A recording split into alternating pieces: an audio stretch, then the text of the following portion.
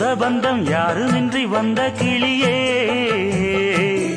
ஒரு சொந்தம் இப்போ வந்ததென்ன வாசல் வழியே.